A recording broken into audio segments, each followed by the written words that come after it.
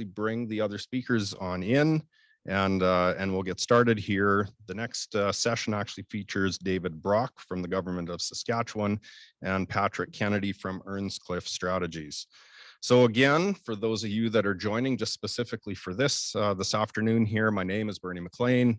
I farm near Glassland. It's about an hour north of North Battleford. And again, this special session is to discuss environmental policies and the impact that it has to us farming here in Saskatchewan. Now, as we know, many of these policies are being driven beyond our provincial government. So we will also use this as an opportunity to determine how we can best position our industry and province to shape some of these policies. All right, and David Brock is going to be up first. I see he's coming up on my screen here, so that's great. David Brock is the Assistant Deputy Minister for Climate Change and Adaptation with the Ministry of Environment here in Saskatchewan. Prior to joining the Government of Saskatchewan in 2017, David served in the Government of the Northwest Territories as the Deputy Secretary to Cabinet for Priorities and Planning. He has worked as a civil servant in Regina, Yellowknife, Iqaluit, and Ottawa. David studied political science at Dalhousie University, the University of Saskatchewan, and the University of Western Ontario. His doctoral research focused on the influence of science and public policy with a particular focus on climate change. He has been a Fellow of Action Canada, a member of the Governor General's Leadership Conference, a member of the Banff Forum, as well as a board member for the Institute of Public Administration of Canada. David, the floor, the screen, it is yours. Thanks again. Thanks, Bernie. Thanks very much. And a little bit embarrassed. I didn't realize that was the introduction. So very kind. Bernie, to you and Tracy and others, I just want to extend my thanks to the employees of the crop organizations, your boards, and all the members, both for the invitation to be here today for this conversation, but also just the quick pivot you guys have done in taking this online, seemingly seamlessly from my perspective. But I'm conscious that it's been a heck of a lot of work behind the scenes, not only prepare for CropSphere and the AGMs, but in making the change the past few days. I'm going to make my presentation brief. I'm going to aim to stay within the 20 minutes that was allotted to me by Tracy. Hopefully that's still available. I'm very much looking forward to then being followed by Patrick Kennedy, who I'm sure will not only deliver a stellar presentation, but will then be well positioned to answer all of your questions. I'm going to attempt to share the screen here and hope this works, and get rolling right into it. Just let me know, Tracy, maybe you can give me an audible if this is working, and then I'll try to get the slideshow up and running here. Yeah, we can see it. Okay, great. There we go. Got it. Okay, that's great. So this is going to be, as I think Bernie mentioned at the outset, a provincial perspective on national and international climate change policy.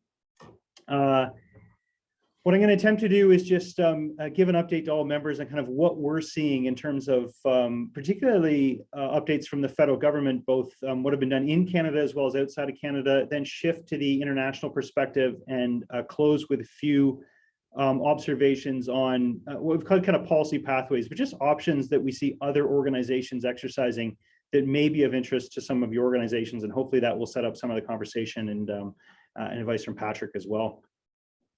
So here you have a slide that dictates the national context. You'll see there's kind of three vertical streams there, and this isn't intended to have you peer closely into the screen to try to figure out what every box says. My general point here are twofold and really, I hope, quite simple. The first one is just in trying to sort out all of these announcements that you, as well as we, and I'm sure many others hear regularly from the federal government, and perhaps how these things all fit together and what they mean. The three streams, if I can call it that, are effectively the Pan-Canadian framework on clean growth and climate change that was developed with many of the provinces, although Saskatchewan and Manitoba were not signatories at the time in 2016, which started a major process on climate policy in Canada. The subsequent Healthy Environment, Healthy Economy federal climate change policy that was released in December of 2020. And now more recently, the net zero legislation that was passed just before the rising in the House this past summer in 2021. and for which now the federal government is legally obligated to develop what they're calling an emissions reduction plan by the end of March of this year, pretty quickly, only 9 months after the passage of that legislation. The reason why I start here is because I think it's sometimes challenging to fit all of these things together. And even the talk more recently in the media about a forthcoming emissions reductions plan, some of you may be thinking, well, don't we in Canada already have an emission reduction plan? Layer on top of that other announcements that have made, everything from announcements that were made by the Prime Minister in Glasgow, Scotland in November, related to really building on federal campaign commitments from the 2021 general election. The Prime Minister's announcement in Washington on April 1st of last year about a new target of 40 to 45% below 2005 emissions by 2030, a new nationally determined contribution to the Paris Agreement. And yes, I know I'm using lots of jargon here. As well as the Supreme Court's decision on March 25th of last year about the constitutionality of the Greenhouse Gas Pollution Pricing Act. There is a whole lot of activity in this area, and one could easily be forgiven for even getting caught up in the jargon, let alone trying to figure out how it all fits together. Part of the provincial perspective is just trying to sort out how it all fits together, try to convey that to others, and most importantly, try to respond in the interests of Saskatchewan.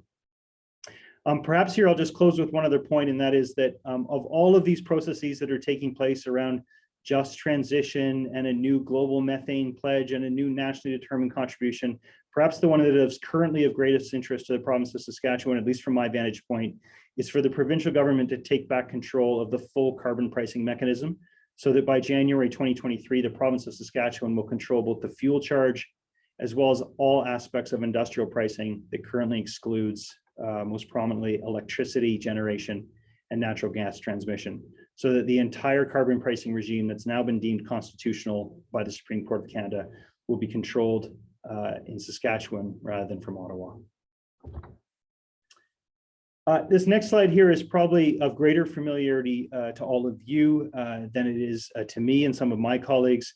You'll be familiar with more recent federal government announcements on return of the fuel charge, the carbon tax that is paid by farmers that is not part of the excluded farm fuel or marked fuel.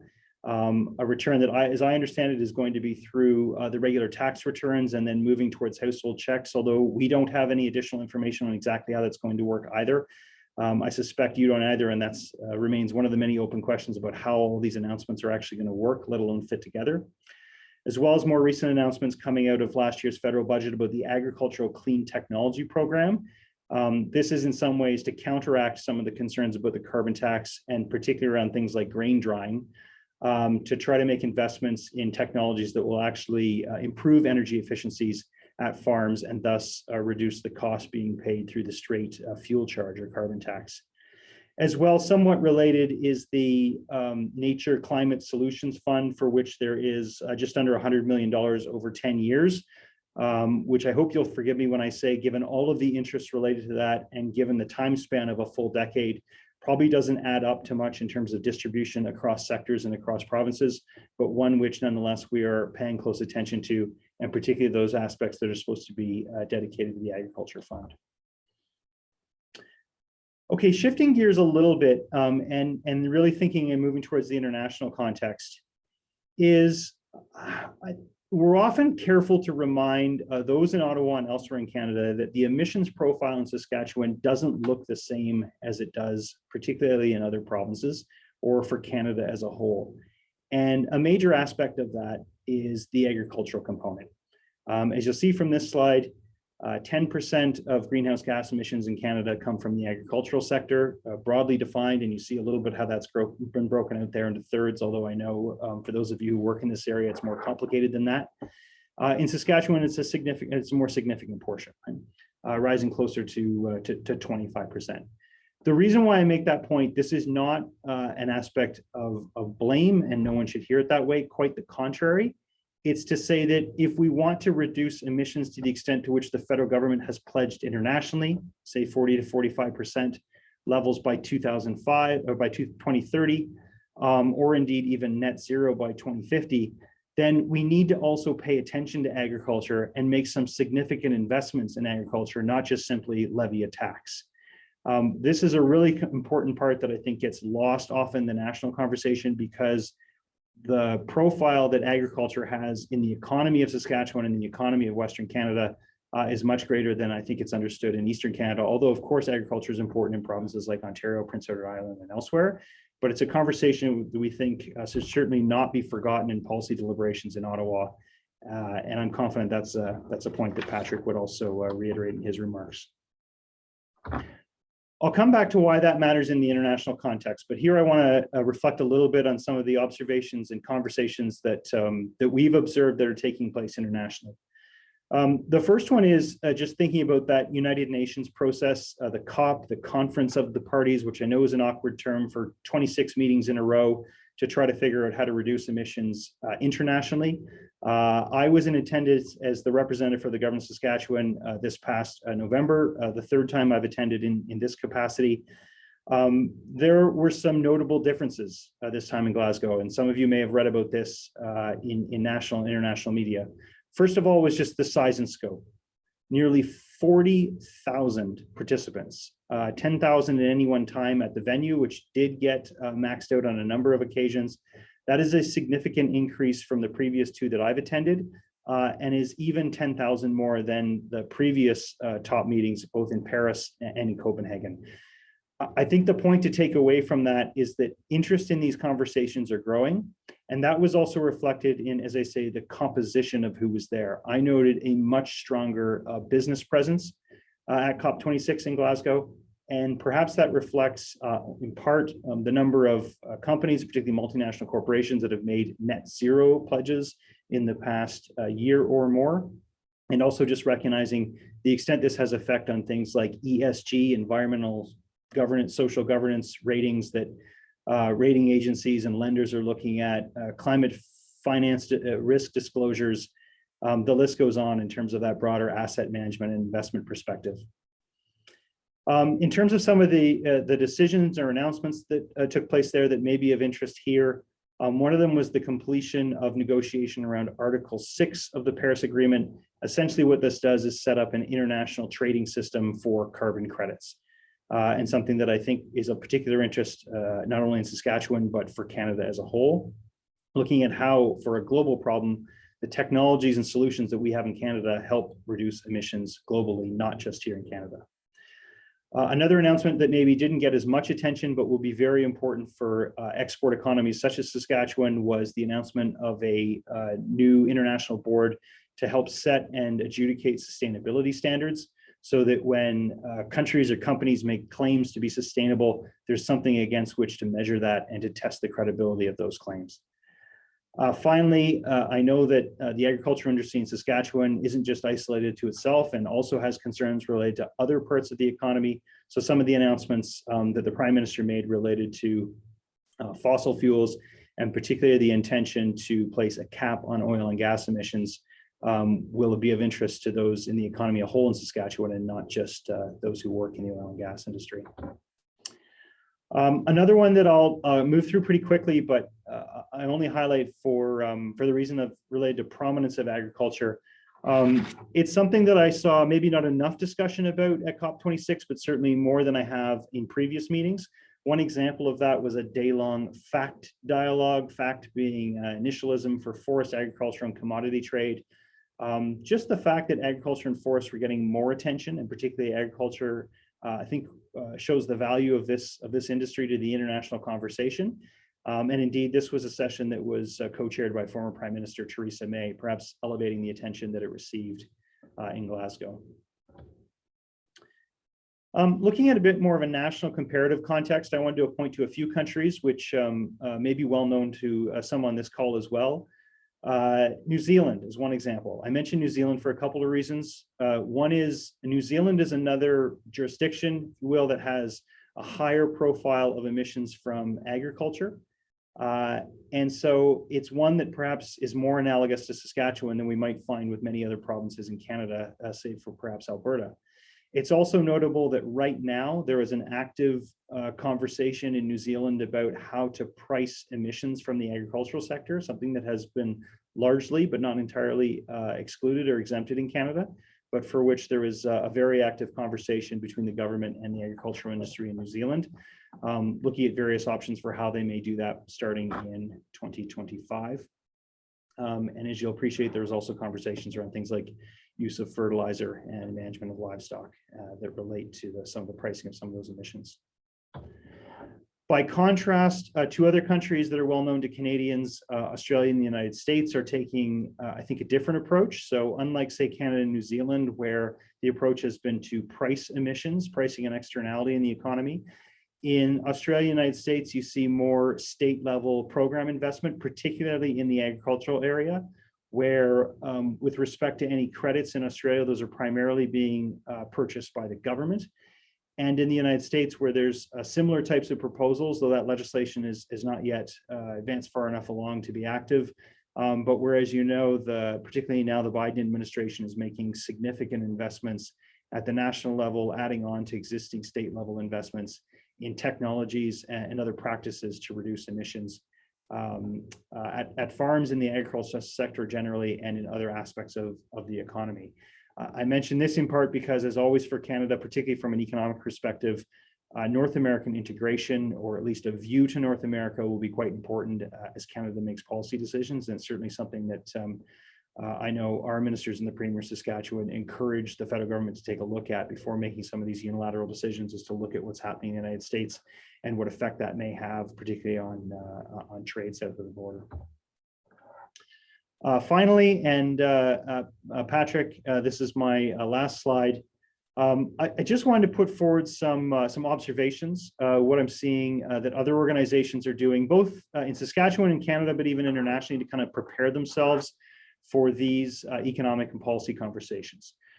Certainly making efficiency investments at farms and through related supply chains is something that some of those federal investments are intended to support. Whether it's enough or they're targeted correctly is another question. And certainly areas where organizations like APAS and others are involved in the conversation around where those should be going and how best they can be done. The previous presentation, there was some mention of the clean fuel standard. There may be some opportunities there. One of them, particularly with feedstock and credits related to that. It's a exceptionally complex area, so I was grateful that Jim was speaking to that. I will say less about it, but canola and other types of feedstock may be a potential economic opportunity there, particularly in Western Canada. And then finally, three things. One, just having a really good understanding of emissions in one's own sector, where they're coming from and where they're going, both in terms of sources and sinks, is becoming increasingly important. I want to talk about the currency of carbon, and how understanding emissions is becoming more and more important to making economic estimates for a whole sector or even for a business. It's becoming vital from an accounting perspective to think about the dollars and cents aspect of a business. Doing additional policy analysis, and I know there's good work that started in Western Canada and elsewhere on thinking about things, was what does a carbon tax and certain levels of carbon pricing have on crop production, or the concept of carbon leakage, about if we're reducing emissions here, is that just shifting production to another part of the world and causing actually higher global emissions, or even benefiting or in fact serving as a barrier to market access in other parts of the world. Doing that hard analysis and having those facts to present in some of those policy conversations here in Saskatchewan and Western Canada and Ottawa and internationally is increasingly important. And then finally, just building on a point that I know that that the Premier and other ministers, Minister Harrison, Minister Kading, and others have made several times, is thinking about the sustainability of a number of our sectors in Saskatchewan, particularly the agricultural sector, from a number of perspectives, and how we can promote that sustainability internationally to not only ensure and expand market access, but make sure that the perspective of Saskatchewan is one where investment certainly enhances global sustainability as it does. With that, Tracy, Patrick, I will close off my remarks. I will aim to stop sharing my screen, which may take me a moment, and mute myself. Thank you.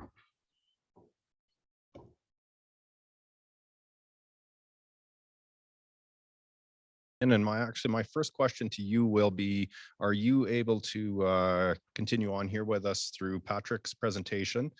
And if so, depending on how the questions come in here, maybe you can participate in the Q&A at the end of, you guys can kind of tag team the question and answer at the end of Patrick's presentation. There is no way that I would miss Patrick's remarks, and I'm happy to stick around for the Q&A session. Thank you. Okay, that's great. Tracy, is there anything to address here right now? There are some questions in the Q&A. Is my mic on? Yeah. There are some questions in the Q&A, so we can answer them, but we can wait until after Patrick's presentation if that's the preference. So I just wanted to address them and let the folks who are asking those questions know that we will get to them.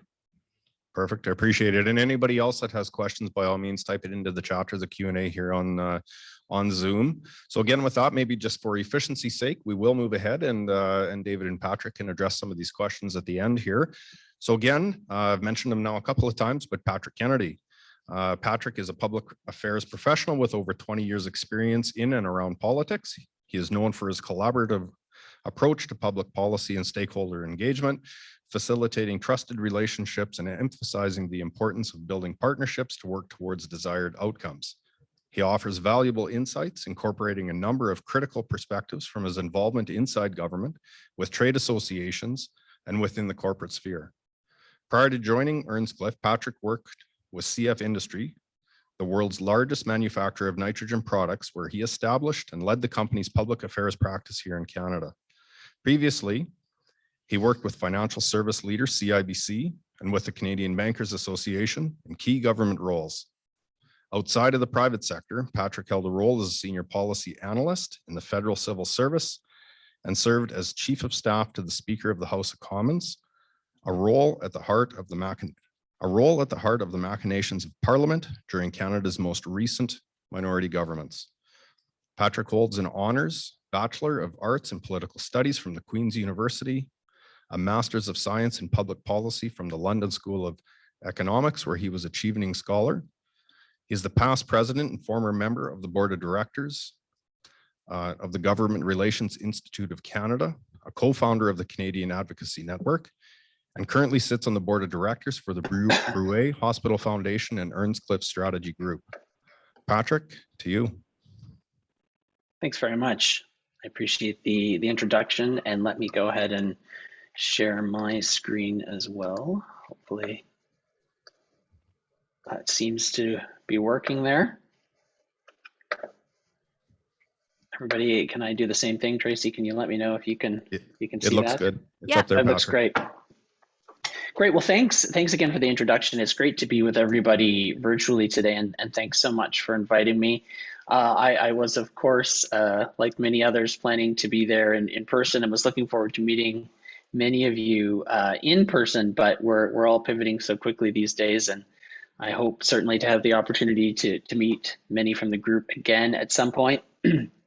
To echo David's approach, I'll look to be brief because I think, as is often the case with these sorts of sessions, the Q&A is really where we'll try to focus our time. And I'm very fortunate that David's focused so much on the policy and the policy details. So I'll take us to the other side of the coin, or the two-headed beast, and look at the politics on this issue and a little bit about advocacy around it. And I'll start maybe just by spending a moment introducing myself and Earnscliffe, so you know a little bit where we're coming from. Then my plan is to speak about the overall political environment honestly with a focus on the federal government. That's my area of expertise. And then I'll chat a little bit about advocacy and navigating and again, to David's point, hopefully influencing environmental policy. Earnscliffe Strategies is a public affairs and strategic advisory firm. We specialize in government relations, strategic communications, public opinion polling, and executive advisory services. We're just over 30 years old, operate from 4 offices across the country, including Saskatoon, along with affiliates in about 50 other countries. I've been with our firm for about 5 years, and as was noted in my bio, my experiences in federal politics and in public policy. And come to this group with a bit of a unique perspective, I hope, having spent some time leading a public affairs function for a major fertilizer manufacturer as well. we have the pleasure of working with Tracy and Dale and others at Saskanola and a number of the other crop commissions, providing counsel and support regarding advocacy on environmental and agricultural issues. And I'll touch a bit more on that after as well. So let me give a bit of a brief update on what's happening in the federal political space. And I'm sure you all watch the news, or maybe you're like me and you're just sick of hearing about COVID on the news these days, so taking a bit of a news break. But I'll try to move beyond headlines. But this federal political environment in particular, I think right now is really important context to think about what is moving from a policy perspective, how it's moving, certainly on both agricultural and environmental policy, because these are two, I think, of the most fundamentally political policy issue sets that are currently active. And this is also really important as a scene setter for discussion about how to conduct effective advocacy. And I think we need to acknowledge that both agriculture and environment, as we saw from David's presentation, certainly are within both federal and provincial government jurisdictions. And that, as folks in Saskatchewan, I think, would appreciate, can cause some tension, can cause some friction, some frustration, but also certainly presents opportunity, as friction often does in politics. I'll give the disclaimer right off the top. My comments should be viewed as neutral. I'm quite politically agnostic. Consultant lobbyists in Ottawa really have to play well in the sandbox with whoever is in government. So please do keep that in mind. Since the Trudeau government's second election in 2019, we'll set aside that first mandate, 2015 to 2019, almost everything in its plans has been knocked off course by the COVID-19 pandemic. And every time the government has attempted to get back on track, which it has with various throne speeches and economic statements and budgets, another wave or series of COVID events seems to take over and knock them off the rails again. And again, in that politically neutral way, I say that not as any sort of excuse or defense of government course of action, but just again as a context setter. At the moment, there is, I think, considerable apprehension around the potential impacts of Omicron.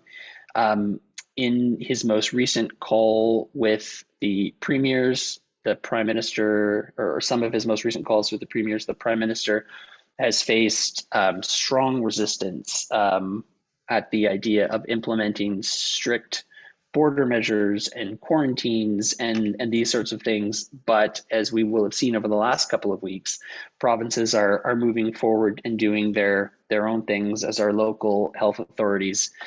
And as we look to see what may happen in the near term in this upcoming session of the federal parliament, which starts on the 31st of this month, on the issues in front of us today, agriculture and the environment in particular, this dynamic really frames what the session may look like, what government may be able to accomplish as it really desperately tries to get back to governing on other policy issues beyond just pandemic response. On the election that happened this past fall, we have to note that climate change was a major priority, a major plank of the election, not just for the Liberals, but for the Conservatives and the New Democrats as well. I think this is something that we should expect to see at the center of most election campaigns going forward.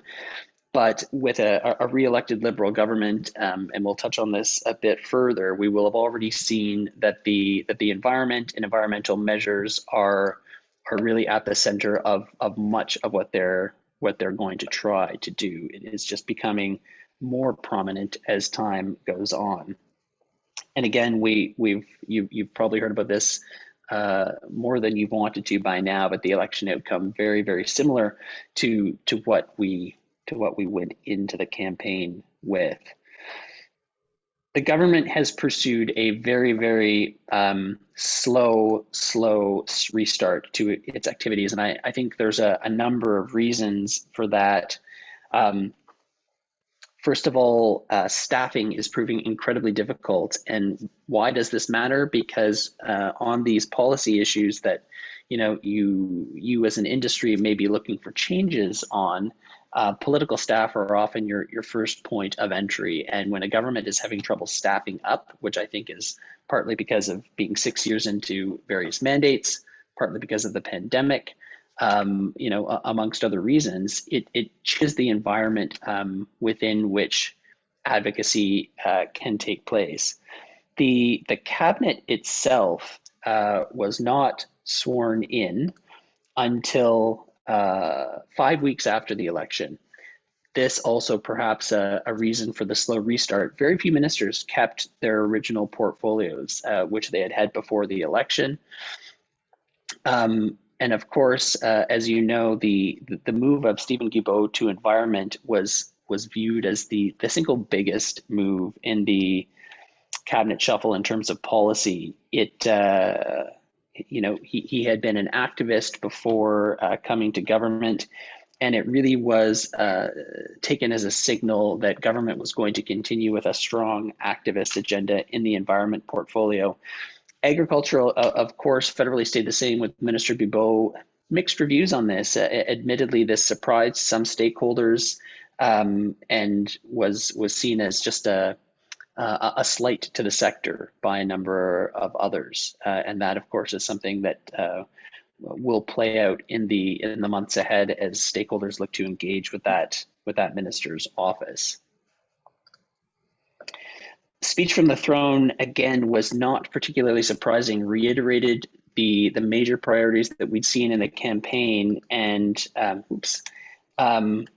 but again, this climate change theme is recognized as really front and center for everything the government intends to do from an economic perspective, from an industrial development, competitiveness perspective. They keep tying back to environmental and climate change issues. We are, of course, in a minority government, which means that the Liberals will be looking for a dance partner for each of their priorities that they try to get through the House. They were able to pass a number of bills in the short 4-week session that happened before the holiday break, a number of COVID response measures, a supply bill, which implemented some of the measures from the previous budget, and issues such as conversion therapy and protesting outside of healthcare institutions and that sort of thing.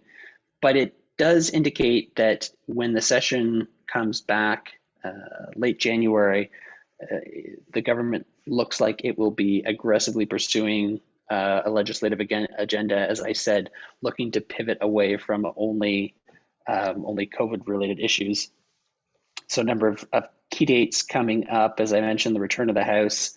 Then we'll be looking for the federal budget as the next major policy statement from the federal government. The issues to watch are not just coincidentally environmental issues. These are where we expect to see the biggest developments in policy over the course of 2022. And David really nicely laid out the commitments coming out of COP26. If the policy development process is often starting with an idea and deciding how you would like to get to the end state, we're working backwards this time. We have the goals, we have the timeline to achieve the goals, and now the government will be figuring out what needs to be put in place in order to achieve them.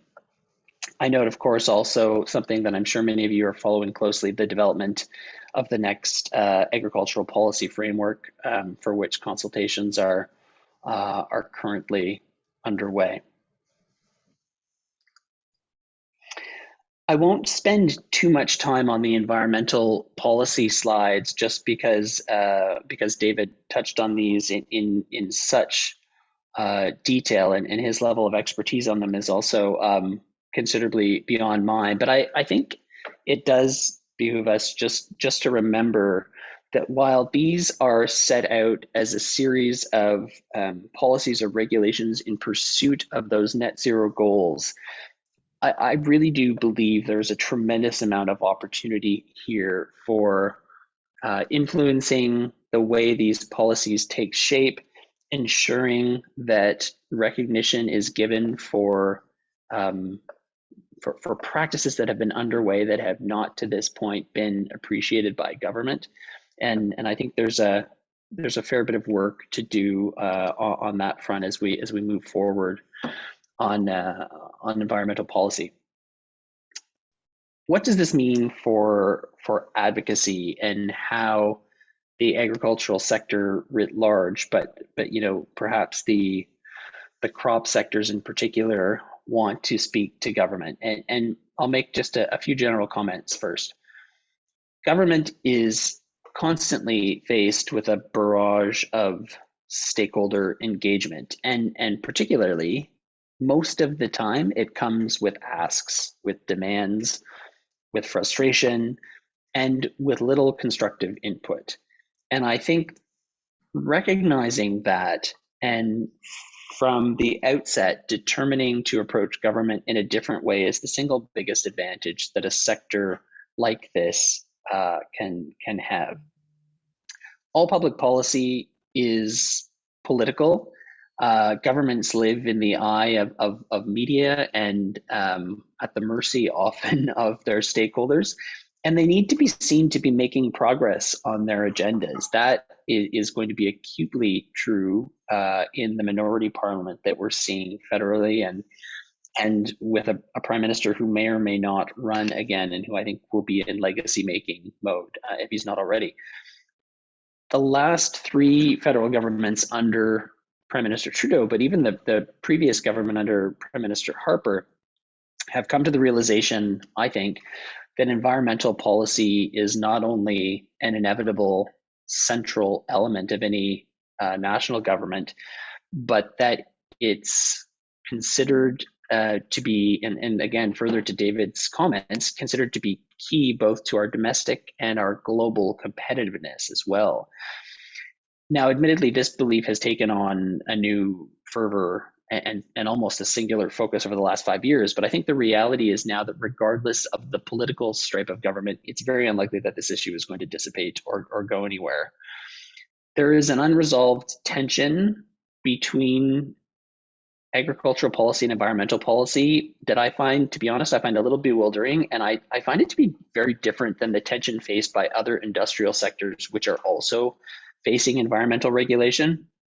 And I think that while agriculture as a sector has undergone huge modernization and technological implementation, it's done so very quietly and out of the, I think for the most part, out of the prying eyes of policymakers. And I think this has led to a lack of awareness, both about what's already being done on farm, but also what's actually possible and achievable with existing technology and ever increasing demands for production. So I think this is where thoughtful, purposeful advocacy in navigating evolving environmental policy becomes so important, both for better policy making, but also for ensuring that agriculture has a business environment that's conducive to success, and that it's seen by government as part of the solution as opposed to a blocker. So I would suggest, a really simple framework for thinking about how to better engage with governments, certainly on the environmental policy front, but really on anything substantive. I think in order to proactively grab a seat at the policy table, the first step is to determine where there's alignment and misalignment with the government and with the government's agenda, and finding where your sector and your issues stance. Sorry, I just realized I'm looking at my screen, which has my presentation over here. So if you see me looking over, that's why. Finding where your sector and your issue stances are aligned with government priorities is the first step to opening a channel for dialogue and to being seen as a constructive partner. And I think equally important is identifying where there's misalignment, where you're out of sync with government agenda, and determining where government needs to move or where the sector needs to move. And in either case, ensuring that you're positioned as a trusted resource to help move that misalignment to alignment. I think you then develop positions that help government accomplish what it wants while avoiding unintended consequences that adversely impact the sector. And then you start this long, slow climb to communicating these positions, to messaging, to developing a narrative and digestible ideas that create this compelling case and convey an understanding of this political context and how the sector's work can be an asset for the government of the day. Determining the relevant audiences and then just hammering it home, delivering the message, following up, building a coalition of support, and moving things forward 1 yard at a time. I think the last thing I'd say is that responsiveness is key. Be prepared to put in the time to make sure your messages are heard, but be prepared to pivot, to show support, to educate, to re-educate as players within government change, to take a dual approach between officials and political staff, as I said, kind of the two heads of the beast, and to find a way to measure progress, because this is often a long game that's difficult to quantify, but feeling and being able to demonstrate that some progress is being made is important. So why don't I stop there? And I perhaps went on a bit longer than I intended to, but David and I'd be happy, I'm sure, to answer questions. Thanks, Patrick. Absolutely. Both of the presentations bring so many questions to mind for me, and I would love to just take all the time and ask my own here. I definitely have a few, but we actually have a lot that have come in online. And so I'm just going to get Tracy to help facilitate this, as she's got access and the ability to scroll through these questions. So again, Tracy, I'll let you get through these questions and we'll see where that lands us for time. Thanks, Bernie. Yeah, we had some questions come in, or one question that came in before your presentation started, but we felt it was relevant to keep it in the queue until after you spoke. So it's from Ken Sauer. In regards to government lobbying, is the government receptive to agriculture concerns or ideas in regard to policy, or are they too idealistic and receptive to little input, especially in regards to the new environment minister? And who would you take your concerns to, the environment minister or the ag minister? And particularly, this might be a good question for Patrick to ask from the perspective of the federal government, because I think that this is more what it's geared towards. So I think, and I'll echo Jim's comments earlier, I think the short answer is yes. There is absolutely a level of receptivity to expertise. The difficulty is, I think, that it is really important to be seen as a positive, constructive contributor as opposed to a blocker. And as I said earlier, I think government is inundated with stakeholders who just kind of light their hair on fire and say, you can't do this to us. You can't do this to us. You don't understand the way we operate.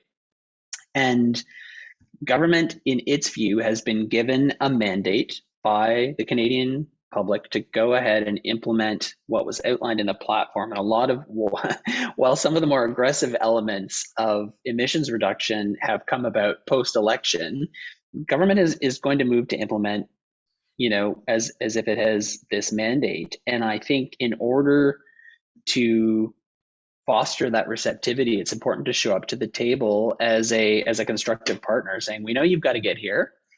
We want you to understand the way we do business so we can find out where there are opportunities to work together. And we know that you're trying to achieve this with policy X.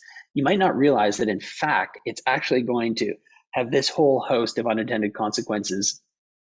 We think we've got a better way to get you where you're trying to go. So I really do think there is that sort of receptivity. The commitments were made at a political level. They need the expertise of the sector to design good policy to get where government is trying to get.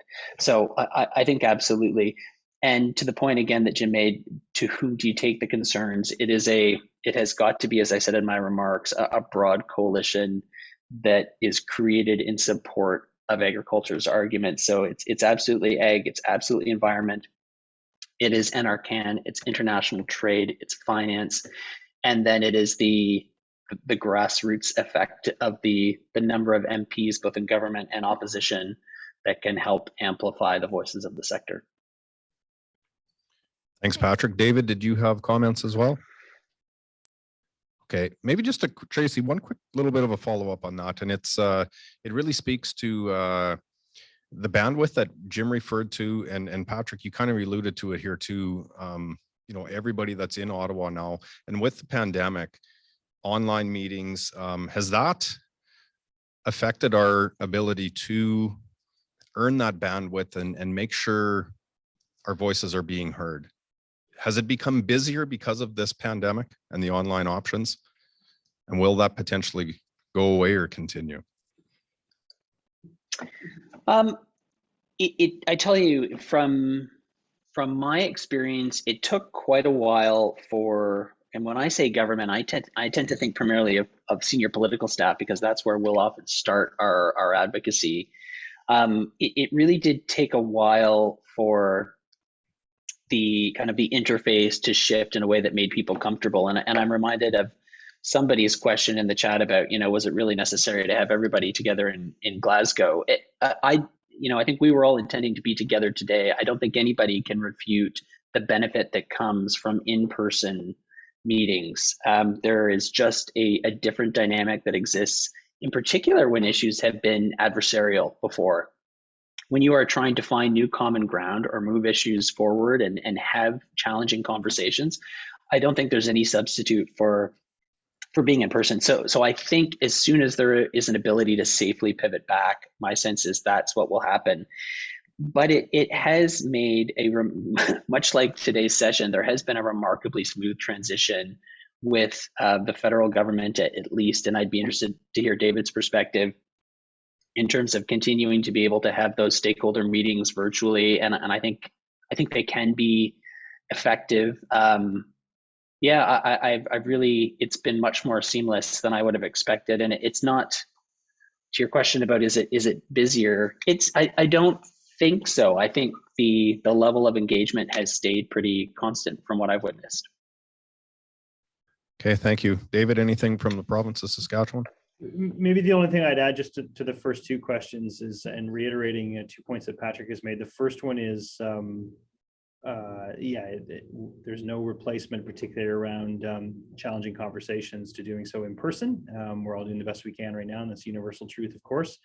But the second one is, as I hope many of your members know, the dialogue between, not only between ministers, provincial and federal, and advocacy for the sector by provincial ministers and the Premier, but also the constant dialogue between provincial and federal officials on a weekly and often daily basis in shaping the design of these programs quietly behind the scenes and without regard to the politics, really is essential to how that machine is built. So that's a point that Patrick made in his presentation around, you know, his lobbying and advocacy work is focused not only on political staffers and elected members and ministers, but also on senior civil servants, because they're the ones tasked with program design.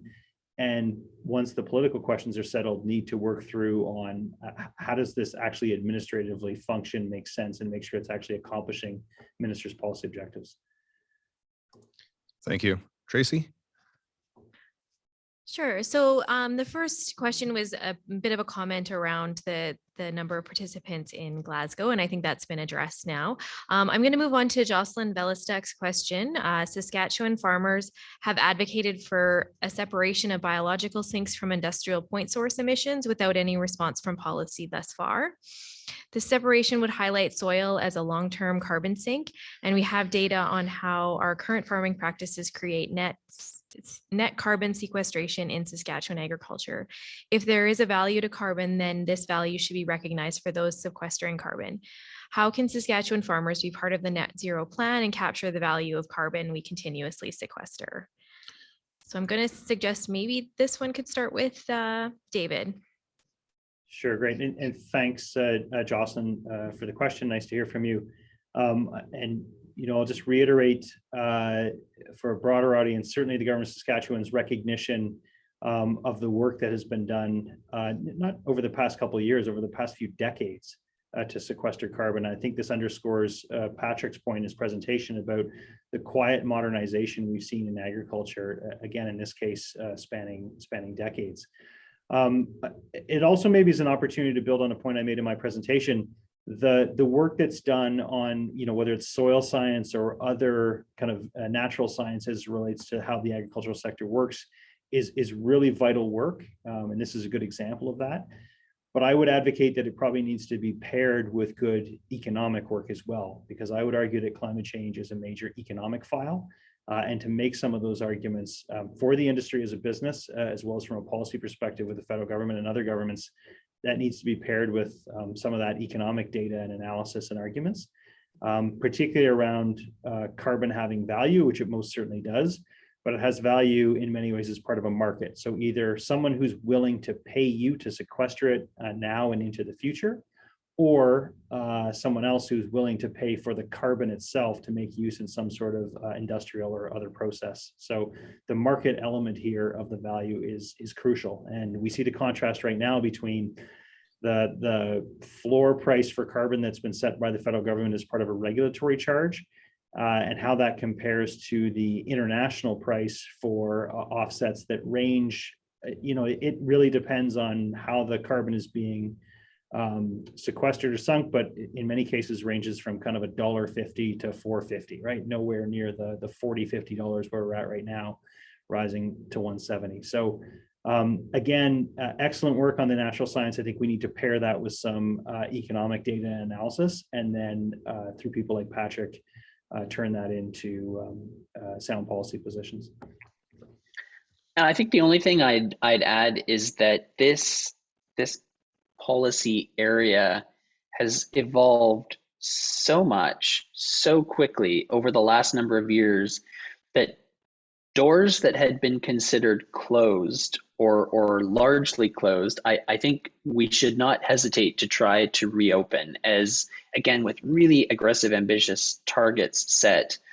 Government needs creativity in terms of policy ideas to get there. And I also firmly believe, and there are many wonderful public servants at Agriculture and Agri-Food Canada, but again, I really do believe, not ever having been a farmer myself, that there's a significant gap in understanding between on-farm practices and policymaking. And I think closing that gap, and this seems like a great example to me, is the work of good, to David's point, good advocacy, good meaningful advocacy. And I think just keeping at it is key. That's great, and I appreciate that. And you know what, you guys, I'm going to do it again here. Just a little bit extra to that comment. It really speaks to our ability to support our current agriculture minister here in Ottawa. Patrick, you talked about Minister Guilbeault and where environment falls in with this. And you guys have alluded to it a few different times, but how do we support our federal ag minister and make sure that her voice is loud and clear at that table? It's obviously a critical voice for us here in the West.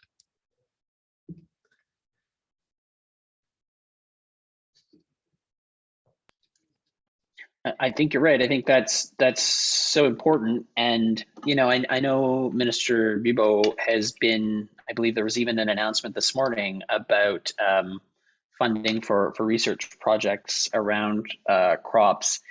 It does seem like the minister is on the periphery of these issues. And I think your sector in particular in Saskatchewan does have the weight, the gravitas needed to grab the minister's attention and bring her into this conversation and make her, as you've said, a loud voice at the cabinet table. I think it's just a matter of showing up and saying, Minister, we've got ideas, but we need you as our champion. And that's where I mentioned that long, slow hill to climb, but it's worth it. Well, that's great. Much appreciated. Tracy, is there more questions? There are a few more questions. If we can try to get through a few of them. There's some of them are very similar, but if we have a few extra minutes, I think it would be worthwhile. So there is a question around carbon capture technology. If the goal is to be net zero in the future, it seems inevitable we will need carbon capture. technology on fertilizer plants and other heavy industry. How does Saskatchewan intend to offset or have negative emissions to allow for industries like agriculture that may need to continue to emit to produce food? And that's coming from Glenn Wright. And one that's kind of somewhat similar, so I'm just going to toss it in, is there a hydrogen strategy in Saskatchewan, because that might also help to reduce some emissions and then sort of balance out some of the emissions that might need to happen in our industry. Yeah, thanks, Tracy. I'll speak to that briefly. And I don't know Glenn, but I understand that he was also at the COP meetings in Glasgow, so I'm sure would have some perspectives on that as well. I'll just say yes is the short answer with respect to carbon capture and storage. That's certainly the position of the provincial government. I know that Minister Eyre, the Minister of Energy and Resources, along with Minister Kading, Minister Duncan, the Premier, and others have spoken very passionately about the importance of carbon capture technology, where Saskatchewan, as everyone knows, has long been a leader, but its application not just in electricity generation, but in other industrial practices, and ensuring that we have designed the right incentive programs in our own provincial systems, that we're advocating for a valuable tax structure through the federal system, and any credits or other benefits that we can provide here, which builds on our regulation of industrial emissions here in the province as well through our output-based performance standards. And there was mention of bioenergy and that sort of thing. I know that has sometimes been more controversial in places even like the United Kingdom, let alone elsewhere in the United States. Some of that conversation around making sure that we're not, diverting resources from the production of food for the production of energy, but these are things that we're going to need affordable, reliable electricity in Saskatchewan, particularly under a national commitment to have an electricity grid that's net zero by 2035, not just in Canada, but in North America. But balance that off against food production needs, not only domestically, but as part of our international exports as well. With respect to hydrogen, I know that's something that our colleagues in the Ministry of Energy and Resources are paying close attention to. There is an initial federal strategy around that. That's not something for which we have a specific provincial strategy at this stage. But again, it's something that I know Ministry of Energy and Resources is paying close attention to, and has strong points of advocacy from areas like steel manufacturing in Saskatchewan, where hydrogen is seen can kind of the medium and longer term to have potential, as well as in other industrial practices. Okay, great. Patrick, I don't know if you'd want to contribute to that as well. Just give you a quick chance here if you need.